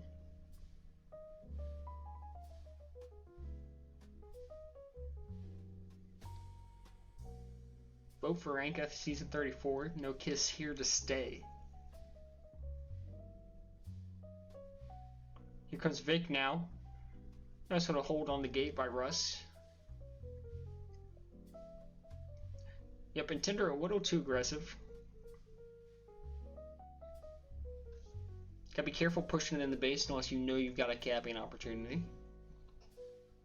So here comes the Tag Pro in favor of Holdineye. They have not... Aside, I mean, the first couple pup rounds with Tads on Jardins, both sides did a pretty good job utilizing them. It seems like subsequently Holdineye has struggled to convert with their Tag Pros. As by the way, they just... No! Wait, what? Did he he married? That was a cap. Am I crazy? He married that, didn't he? And then got tagged? Is that true? I mean, if PTV loses this game, what a blunder. There was no need to defuse. He just had it walked in. Oh, what a boost button. The assist. 2 Tag Pros on the map. Oh, Lord, here we go again. Holdineye wins both. And surely, a seed is a little easier to capitalize on. They're not grabbing, though. You're kidding. I mean, that's a great boost. Oh my god, they're gonna cap, aren't they? Oh, that was poorly managed from Holdineye.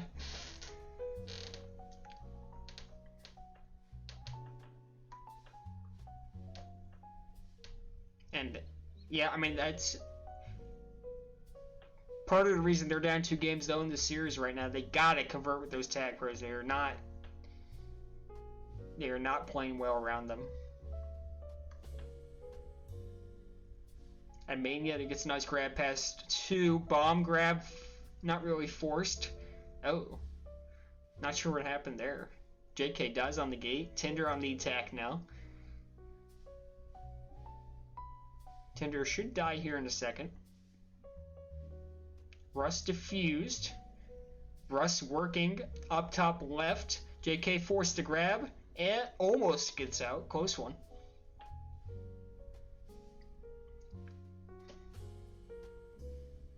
Oh, kind of wiggly down there on the bottom bomb. That was weird. Anyone else see that, or was that just me? Button got super wiggly off that bomb. By the way, greatest mechanic in Tag Pro, or bug, whatever you want to call it, the wiggles. Wiggles are so freaking insane, dude.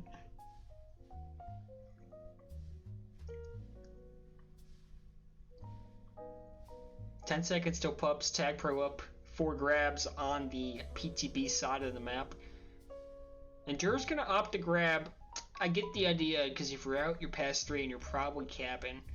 It's gonna lose them to Tag Pro, and they're not able to get position on that rolling bomb either. Tinder, or Vic happy to die for Tinder there. At Mania, doing a decent job. They're able to get 1 return. They force Flag Pro, but now Vic has the out with a Tag Pro spawning. Russ with the kill. A lot of pressure though, and Holdineye survive it.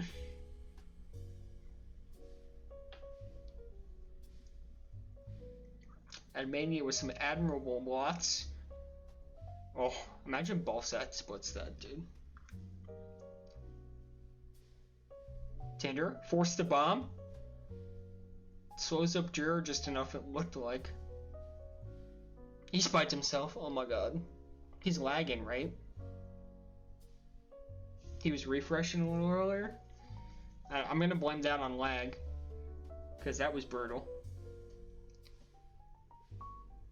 Looks like Russ is gonna body Ballsack for that juice. It's a juice split. JK gets 1 kill on the juice. Ballsack gets another. Oh, and JK can't get underneath Tinder. Was surely a cap if he could finagle that boost. Oh, and Holdeneye's had their chances this game. Double Tag Pro. That chance right there. Now Juror's out past 3. Can they get his gate? They can. He's underneath and he's capping it. Holdeneye's tied it up.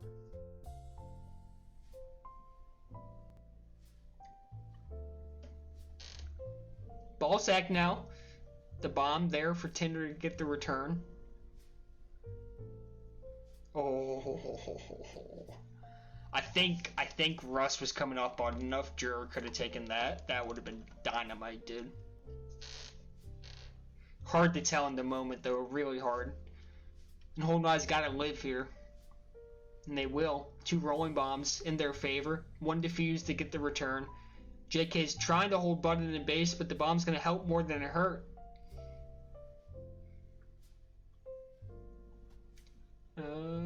What do we got here? Anti being played from JK. 2 in base. Oh, and a big snipe from Tinder. Juror around the side. Can he get under? Look at Tinder with the OD. It's magnificent. Saves the cap for PTB. Now Ballsack trying to push it in. We'll backtrack. Now back to the gate boost. Now underneath the... Ooh, can't wrap it. Wait, Juror's gonna die. It's a cap, just like that. Just gets contained by the gate on the button. Oh, but JK, that's a beautiful out. Can they get the block on Tinder? They can't. That's 2 fantastic OD plays from Tinder in the past minute. Saving 2 probable caps.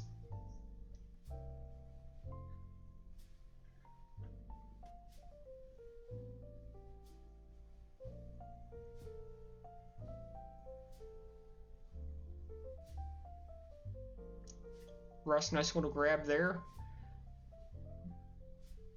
can't quite finish the job, but Vic will get this grab, defeating the anti, it appears. No, Ballsack tracks him down.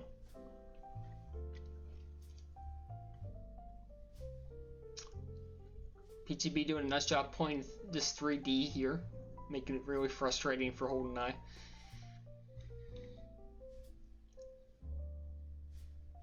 Big tag pro here on the left side of the map. In pretty good position for it. Oh, but Button's gonna end up winning it. Rolling Bomb does go over that Mania though. And they're just trying to get him defused. Button does finally elect to go offense. And now here comes that Mania. Into the spike! You're joking! Oh, you gotta be joking!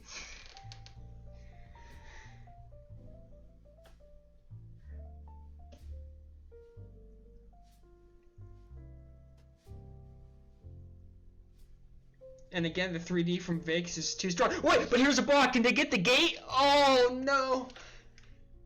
Juror almost went full hero mode. Was 1v3 in the gate. Almost had it. Here comes Juror now. Past it. Not really anyone. Pup Spawning's another tag on the left side. Gotta win it. If you're Holdineye, you gotta win it. They're sending troops over that way. Can't give up the free cap either. Oh, they're gonna give it up. Tinder, who else secures it? And they're still tagged. They're gonna lose. And 40 seconds left. Oh, Juror almost!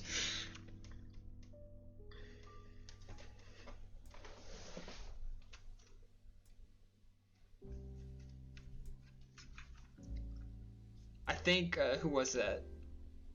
Ballsack a little hesitant on the boost. Maybe could have hit that a second earlier. 15 seconds left, and I think that's gonna do it.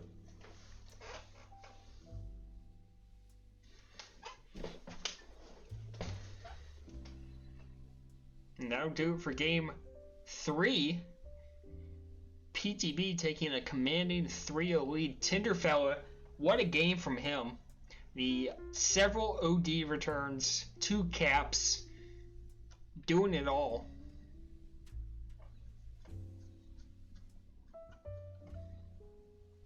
As they take a 3-1 lead. Or 3-1 win, a 3-0 series lead.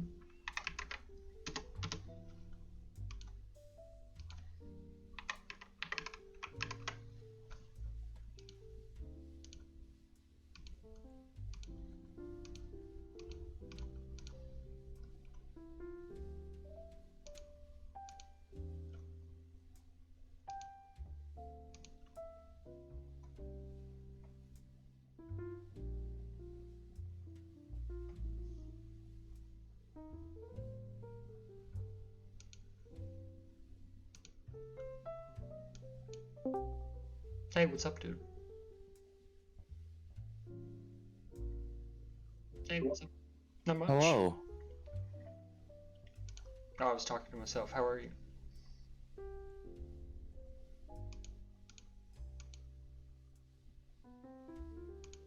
Thanks for bringing me into the stream. Yeah, sure thing, man.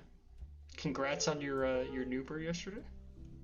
Thank you, thank you. You know, after like 15 plus seasons, it feels nice to finally win one. There you go.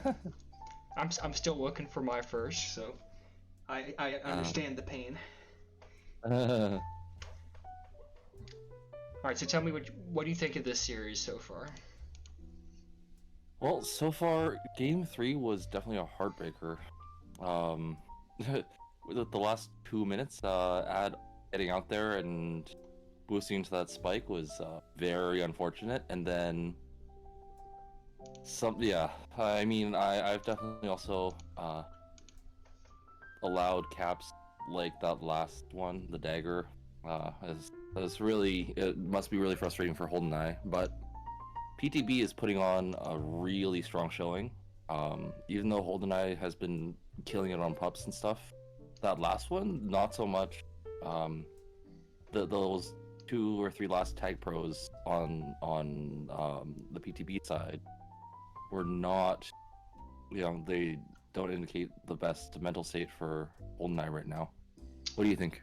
Yeah, I think after, like, to me, it's clear that PTP's better, right? But I think even when Holdineye, like, wins a Tag Pro or has minutes of playing more on their level, it's just like they're not making the plays that PTB are. I don't know, it just feels like a team diff right now, just to be honest with you. Like, I'm anticipating a sweep here. I guess we'll see how Audacity goes. But yeah, anything can happen. Yeah, for sure. I mean, Budden knows this maybe as well as anyone. He was on our majors team that reverse swept in that first round a couple weeks ago, so he knows it can happen. Obviously, he doesn't want it to happen to him here, but we shall see.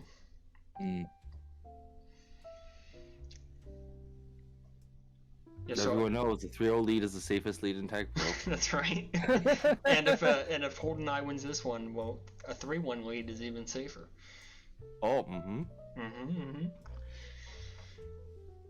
Yeah, so I wonder a little bit. So we went Jardo, Moonbase, Asita, which might be the 3 fastest maps in the competitive rotation right now. I guess I wonder if Audacity's going to favor Holdineye a little bit more here.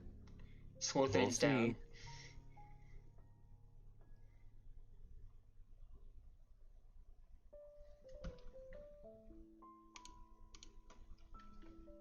Oh, D going for the no kiss and gets it.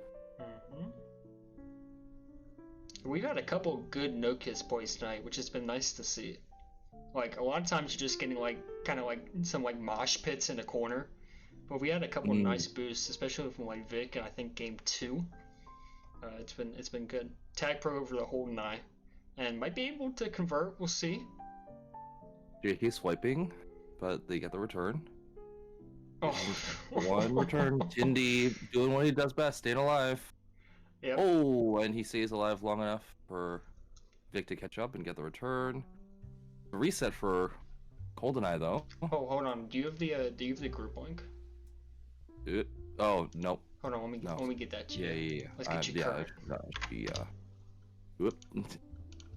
There we go. That makes more sense. Yeah. I'm not delayed while watching there you and just go. watching. Yeah, I was gonna say. Yeah, Pretender's been fantastic, dude. Going back to that play just now, did a great job. I don't remember who the FC was, but bumped off to give himself some space, lived just long enough. Here comes Vic now, past 3. Yeah, Jared got the pull. Oh, he's got it just in time. Although PTB is gonna get that Tag Pro. Yeah, they split on him. Not the worst. Yep.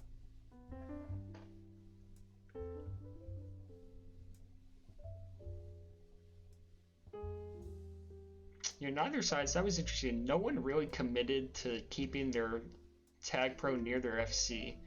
Oh, now here's a chance. A little strange, but you know. Yeah.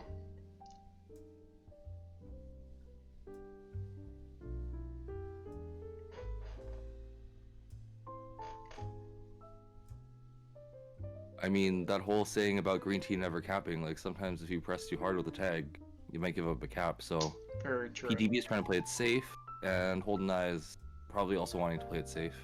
Yeah, I think if you're Holdineye, it's like, I mean, it's an elimination game, right? So you're definitely super tense. Yep. You don't want to do anything like super stupid and cost your team, the series, right? So you're like really trying not to push too hard, trying to be conservative for sure. Yeah. But that kind of thing can also get you in trouble. 100%. I know Jukaki definitely threw games 2 and 4 in our Fokai 4 series. In those last 2 minutes. Mm-hmm. With JK going on 3OD and then just letting us out, and then their defenders would just grab and we would end up making a cap. Yep.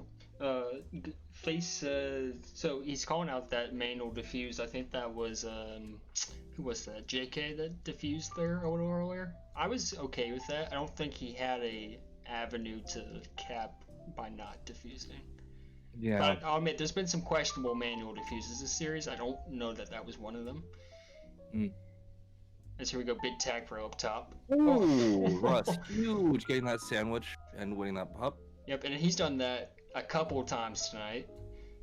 So he's been key for PTB. Winning some pups they shouldn't have. Very, very skilled player. Definitely all-star. Good chance here, though. No, go to flag! Go to flag! The comms are definitely a little lacking on this one. Oh my gosh, dude. I mean, you just gotta go to tile there. I don't care. Oh. Like, there should have been some comms of, like, the return coming.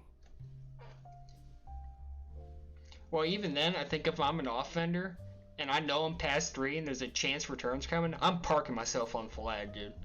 Yeah, that's fair. Yeah. Just hitting in no man's land right near all the boost lanes, yeah. Yeah, for sure. Tinder trying to get out here. Oh, the juice comes in handy for that return. Yep, gonna be another good chance. They get the spike in mid. And Vic, oh, too much for Vic to handle with a juice on D and the rolling coming in. Yep, not much he can do there. It was a great boost from whoever that was that spiked the guy in mid. I didn't see. So yeah, Holdineye on the board first, and I think maybe Audacity suiting them like we talked about a little bit at the start. Maybe suiting them a little better than those first 3 maps. Oh no, I would say that. Here, Russ coming in for a counter. The commentator curse.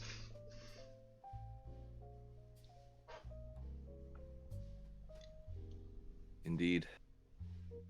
Here we go, 2 juices up now. Not as critical as those tags, but still would like to have them. Jay going for the billiards and yeah, they're gonna get swept here. On pups, maybe not the series. At least not yet. Yeah. Oh, nice boost. Yeah, PTB did a great job of pressuring that cap, which allowed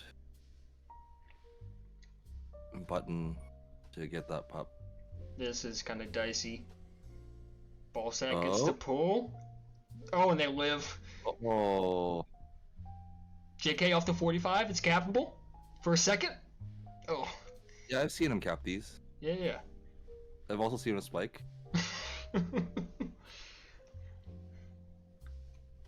Alright, now there's that tag pro at the bottom. Gotta have it. See if he can threaten a grab. Oh. If I can actually stay alive here. Jur's gotta use that bomb, right? Am I crazy? Sorry?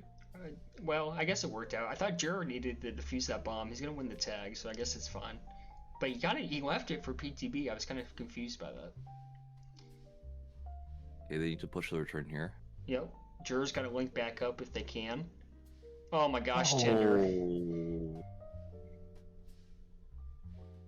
Gosh, and it feels like ever since like the 8-minute mark in Jardum, it feels like Holdineye is not converted with Attack Pro once, which is just killing them right now. Yeah. I mean, even with that series that in majors where like you guys got swept, it was like ASAP was talking about how close all the games were. Yep. And similar to that, I feel like last game and this one, it's been a matter of little things that add up. Yep, absolutely. Should be, well, no, Tinder picks up that top pup. Interesting. So Russ is trying to die here for sure. He does it convincingly. And the Tinder's gonna take like that. Sometimes like you don't want to like let the other team know that like you guys are making that play, right? Yes, for sure. And what a cap from Tinder here. That manual defuse was incredible, and then the finish, exquisite. Yeah. What a cap. With great patience. That's the other thing with No Kiss, is it really rewards the team that's like just better overall. True. I'll buy that actually. Because you can't get bailed out by last second pulls, right? Yep. Well, not as easily. Yeah. I know that Holdineye pulled one off earlier. Wait, that's a great block in mid from Tinder. It's gonna be another one. That's a 2v1 block. That might be the series. There. Great use of the mid boost from Tinder. Losing more pups. Oh, that's a heartbreaker. It could be a sweep. It's seeming that way. They're gonna try to get one back here.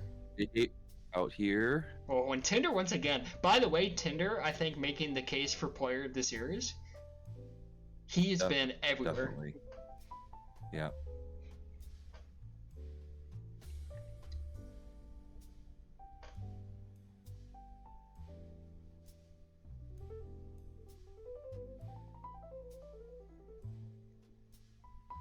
And 15 seconds left to go. Vic just in mid, making sure those boosts are diffused. So even if they get one cap, they surely can't get a second. Yep, so I think that'll do it. Congratulations, PTB, your Season 33 Muperball champs. They take it in 4. A relatively easy That was a sweep. convincing victory. Very convincing. So congratulations to them. They take it. 3-1 your final. 4-0 on the series. Yeah, look at those stats. That prevent time totaling close to 7 minutes. Yep, insane. Alright, I'm going to do the last of the awards. I appreciate you hopping in the booth with me. Alright, thanks for having me. Yep, see you, man. Alright, everyone, let's do the awards here. Let's finish those out. The big 3. Defensive ball of the season.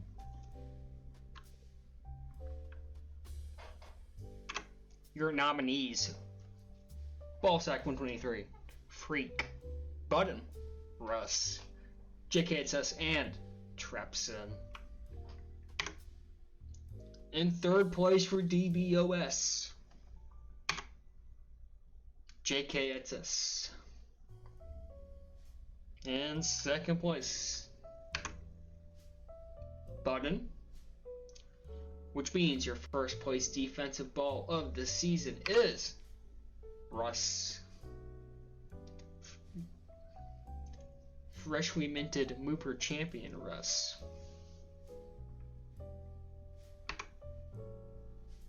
Moving on to offensive ball of the season. Your nominees, Juror 32, Pooby, Mike Dino, Tinderfella, Omni, and Vic. In third place, Juror 32. In second place, Omni. And your first place OBOS is Victor Messi.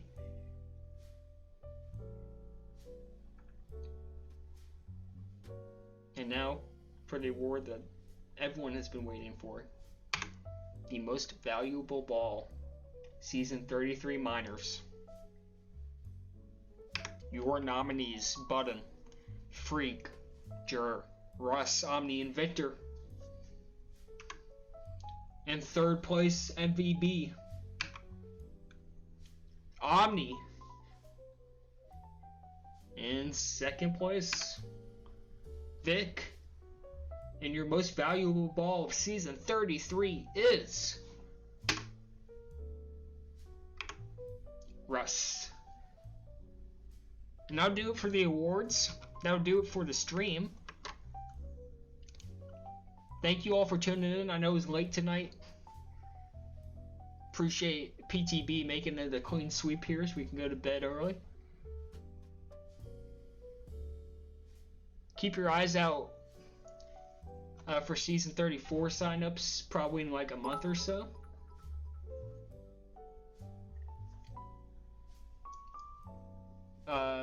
I'll reiterate, make sure you sign up for NFTL if that's something you're interested in. A reminder that CRC applications for season 34 close. That deadline ends in about 19 minutes. So if you want to get in on that, do that in the next 19 minutes. And the Egg Ball League is going on, so shoot that to sign up if you want to experience the wild side of this game. And congratulations to PTB, a dominant Mooper final here. Really, we're dominant all season, so congrats to them on the Mooper victory. And well played to Holdineye. But that'll do it for me for a little while. GG's, everyone. I look forward to potentially serving you in season 34. Take care.